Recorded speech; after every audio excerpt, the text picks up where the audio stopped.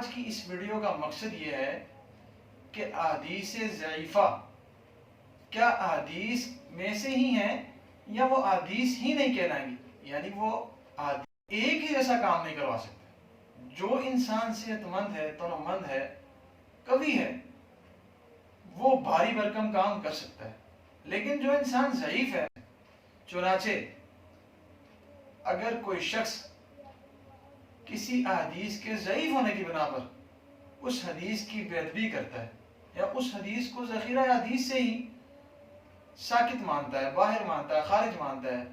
تو ایسے شخص کو بسم اللہ الرحمن الرحیم، حق تعالی شانہ نے دین متین کی حفاظت کا ذمہ خود اپنے سر لیا ہے،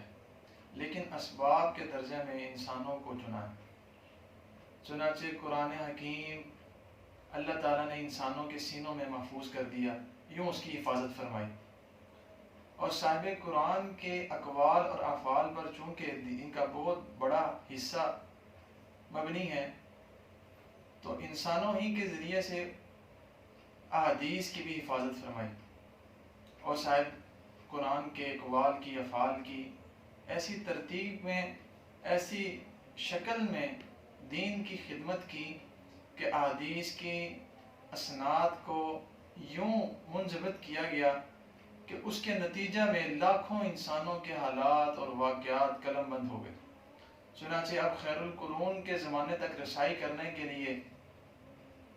بآسانی ان حالات اور واقعات کو پڑھا جا سکتا ہے۔ علم حدیث میں سند حدیث کی جو اہمیت ہے وہ کسی بھی ایسے طالب علم پر مخفی نہیں ہے جو حدیث کا علم حاصل کرتا ہے۔ چنانچہ ائمہ کرام نے، محدثین نے سند کے ذریعے سے احادیث کی چھان بین کر کے احادیث کے ایسے درجے متعین کیے ہیں کہ حلال اور حرام اور عقائد اور احکام، ان کا دار و مدار صحیح حدیث کے اوپر، اور فضائل، ترغیب و ترہیب کا دار و مدار ضعیف حدیث کے اوپر رکھا گیا۔ دیکھنے میں یہ آ رہا ہے، چونکہ سوشل میڈیا کا دور ہے، نیٹ کا دور ہے، احادیث کو بلا کیل و کال، بلا کسی حجت کے بیان کر دیا جاتا ہے، اور جب اسے بیان کر دیا جاتا ہے تو سننے والے دو گروہوں کے اندر تقسیم ہو جاتے ہیں۔ ایک تو وہ گروہ جو احادیث کی کچھ نہ کچھ سمجھ بوجھ رکھتے ہیں، اور ایک وہ گروہ جو حدیث کی کچھ بھی سمجھ بوجھ نہیں رکھتے۔ وہ گروہ جو حدیث کی کچھ نہ کچھ سمجھ بوجھ رکھتا ہے، وہ فوراً اس بات کی طرف متوجہ ہوتا ہے کہ آیا یہ حدیث محدثین کے ہاں ضعیف ہے یا صحیح ہے۔ تو اگر کسی محدثین کے ہاں یہ لکھا اسے مل جائے کہ یہ حدیث ضعیف ہے، تو وہ اس حدیث کا انکار کر دیتا ہے۔ آج کی اس ویڈیو کا مقصد یہ ہے کہ احادیث ضعیفہ کیا احادیث میں سے ہی ہیں یا وہ احادیث ہی نہیں کہلائیں گی، یعنی وہ احادیث کی ذات سے ہی نکل جائیں گی، موضوع میں داخل ہو جائیں گی، یا احادیث کہلائیں گی۔ تو اس کے اوپر اس سے پہلے کہ ائمہ کے اقوال اور ان کے اجماع کو میں آپ کے سامنے پیش کروں، میں ایک حصی مثال سے آپ کو سمجھانا چاہتا ہوں۔ مثال سے سمجھیے کہ انسان کے دو طرح کی حیثیت ہے۔ ایک وہ انسان جو جسمانی اعتبار سے قوی ہے، مضبوط ہے، توانا ہے، اور ایک وہ انسان ہے جو ذرا کمزور ہے، ضعیف ہے۔ اب ان دونوں انسانوں سے، دونوں قسم کے انسانوں سے آپ ایک ہی جیسا کام نہیں کروا سکتے۔ جو انسان صحت مند ہے، تنومند ہے، قوی ہے، وہ بھاری بھرکم کام کر سکتا ہے، لیکن جو انسان ضعیف ہے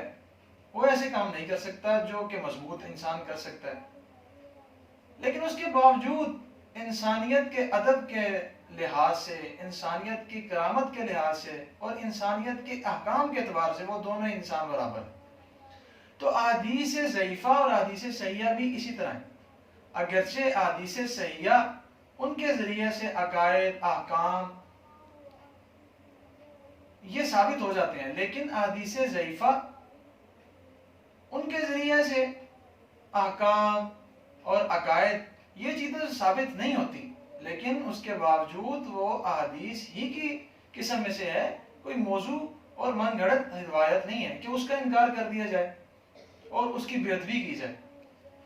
اب میں آپ کے سامنے چند معتبر ائمہ حدیث کی تصریحات بحوالہ پیش کرنا چاہتا ہوں۔ امام عبداللہ بن مبارک، کتاب کا نام تدریب الراوی، جلد نمبر 1 صفحہ نمبر 162۔ حافظ ابن کثیر، حافظ ابن حجر، مقاصد الحدیث، جلد نمبر 2 صفحہ نمبر 138۔ حافظ ابن تیمیہ، مجموع الفتاوی، جلد نمبر 1 250۔ امام عبد الرحمن بن مہدی، کتاب کا نام علوم الحدیث ابن صلاح، صفحہ نمبر 103۔ حافظ جلال الدین سیوطی، تدریب الراوی، جلد نمبر 1 صفحہ نمبر 162۔ ملا علی قاری، برکات المفاتیح، جلد نمبر 2 اور صفحہ نمبر 381۔ یہ تمام ائمہ حدیث اس بات پر متفق ہیں، اور جو آپ کے سامنے حوالہ جات پیش کیے گئے ان کے اندر الفاظ کے مختلف ہونے کے ساتھ ساتھ اس بات کے اندر سب متفق ہیں کہ ضعیف احادیث کو ترغیب کے طور پہ، ترہیب کے طور پہ اور فضائل کے طور پہ بیان کرنا بلا کراہت جائز ہے۔ چنانچہ اگر کوئی شخص کسی احادیث کے ضعیف ہونے کی بنا پر اس حدیث کی بے ادبی کرتا ہے یا اس حدیث کو ذخیرہ حدیث سے ہی ساکت مانتا ہے، باہر مانتا ہے، خارج مانتا ہے، تو ایسے شخص کو سوچنا چاہیے، غور و فکر کرنی چاہیے اور اپنے احوال کی درستگی کرنی چاہیے کہ احادیث